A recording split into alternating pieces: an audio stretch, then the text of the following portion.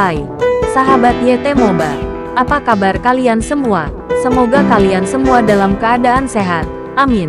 Sebelum melanjutkan ke ceritanya, jangan lupa tinggalkan like, komen, dan subscribe. Karena dengan like dan komentar kalian, yang semakin membuat admin semangat mengupload lanjutan ceritanya.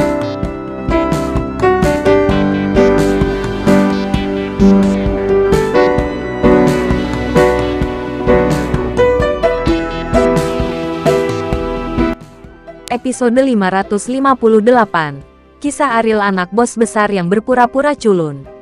Semua orang di keluarga Muklis tahu betul niat Muklis untuk mengubah nama marga Ariel. Hal ini menunjukkan bahwa Muklis sangat menghargainya. Dan arti mengganti nama marga Ariel sebenarnya berarti ia akan memiliki kesempatan untuk menjadi kepala keluarga di masa depan.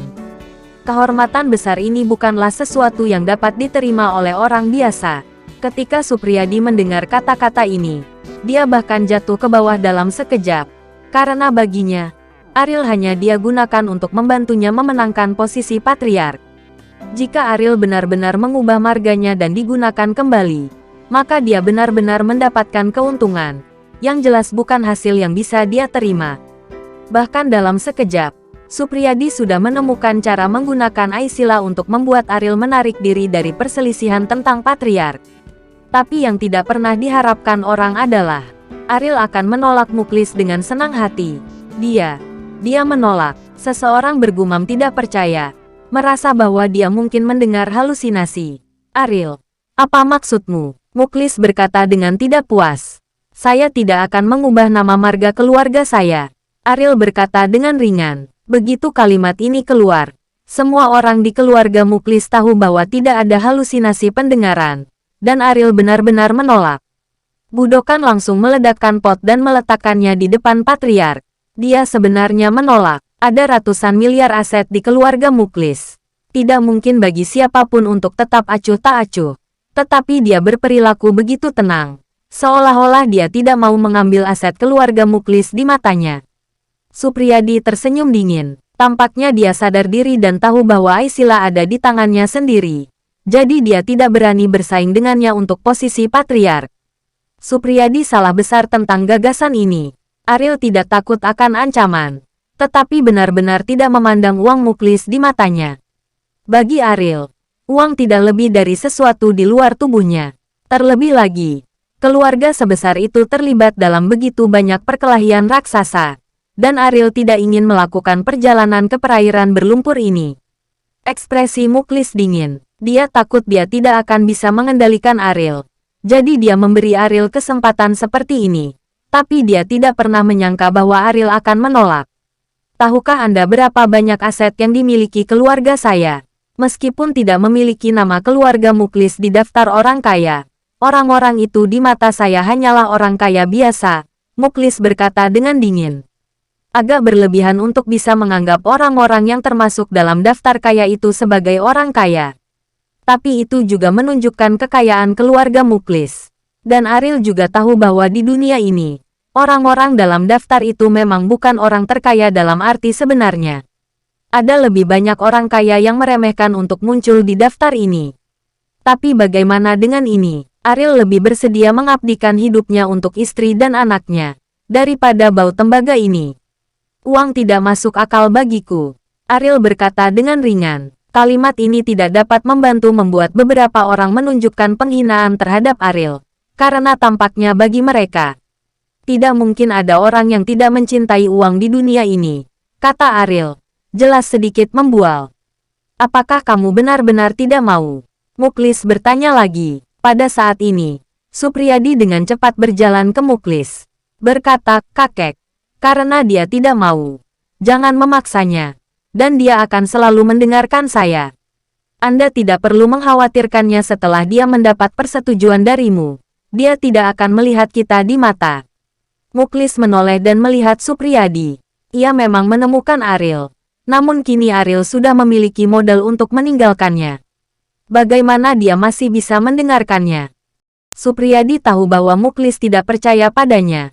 Dan berkata kepada Ariel dengan kepala terangkat. Kamu belum melupakan identitasmu sebagai bawahan.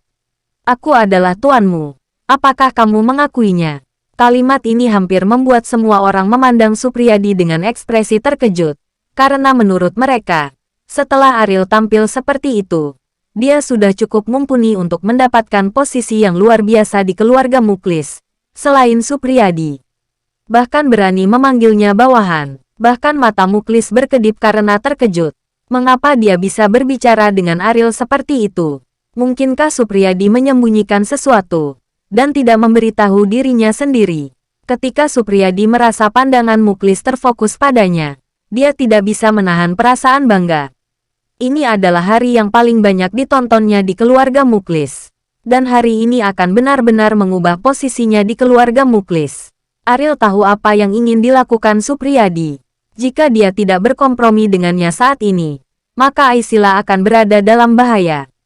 Iya, kata Ariel. Hahaha. Supriyadi tertawa dan berkata, "Kakek, kamu tahu, kamu tidak perlu khawatir, dia akan membantu keluarga kita. Selama saya di sini, dia akan mendengarkan saya dengan patuh. Selama saya di sini." 5 kata ini secara terbuka mengungkapkan tujuan Supriyadi. Tetapi dia tidak peduli. Karena posisi patriark pasti akan dimenangkan. Dia ingin semua orang di keluarga Muklis tahu. Tapi sekarang aku punya satu hal lagi yang harus dilakukan, kata Ariel. Balas dendam Samuel belum dilaporkan. Meskipun Anwar sudah meninggal, itu masih jauh dari cukup untuk Ariel. Ariel, apa kau bertanya padaku? Kata Supriyadi sambil mencibir. Ariel turun dari ring. Ketika dia datang ke Supriyadi, dia berbisik di telinganya. Saya dapat memenuhi kebutuhanmu di depan mereka. Kamu ingin membuktikan diri. Saya telah memberikannya kepadamu. Tapi sekarang, kamu harus memuaskan saya. Jika tidak, kamu tidak akan mendapatkan apapun. Masalah besar akan mati. Hati bangga Supriyadi seperti dituangkan dengan air dingin dalam sekejap. Dia tahu bahwa memiliki Aisila di tangannya dapat mengancam Ariel. Tetapi dia juga tahu betul bahwa apakah dia bisa mendapatkan posisi patriark. Ariel adalah faktor yang menentukan.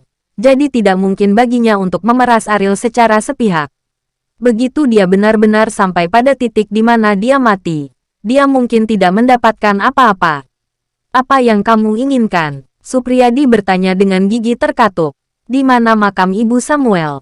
Saya ingin Ibu Anwar meminta maaf atas kematiannya, kata Ari. Mustahil. Supriyadi menolak tanpa memikirkannya. Dia tidak tahu tentang penjara bawah tanah, apalagi kematian Anwar. Jadi menurutnya, Muklis tidak akan pernah membiarkan ini terjadi. Bahwa dia, kata Muklis tiba-tiba saat ini. Mendengar ini, Supriyadi tampak terkejut. Kakek, dia ingin membunuh. Dan Ibu Anwar. Supriyadi memandang Muklis dengan tidak percaya. Kakek setuju dengan senang hati. Ibu Anwar membunuh Ibu Samuel.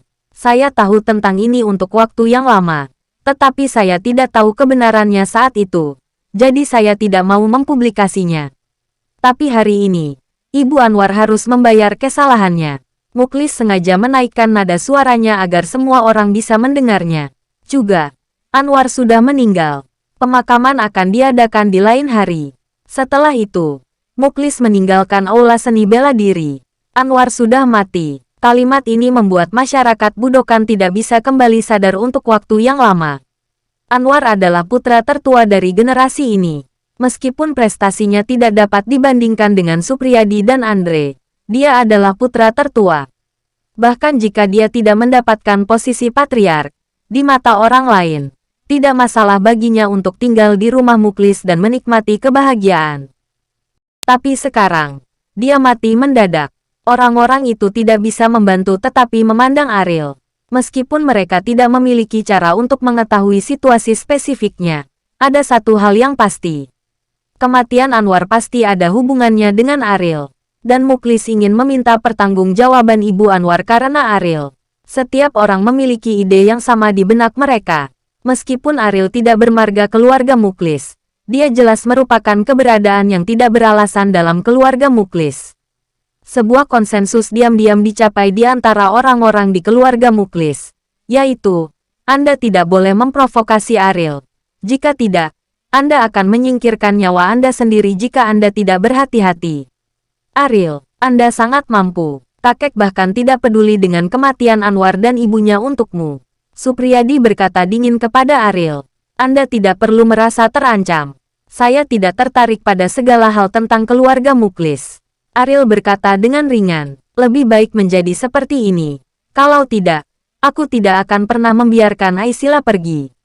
Supriyadi mengancam. Jika aku bisa, aku tidak akan membunuhmu seumur hidupku. Ariel berkata.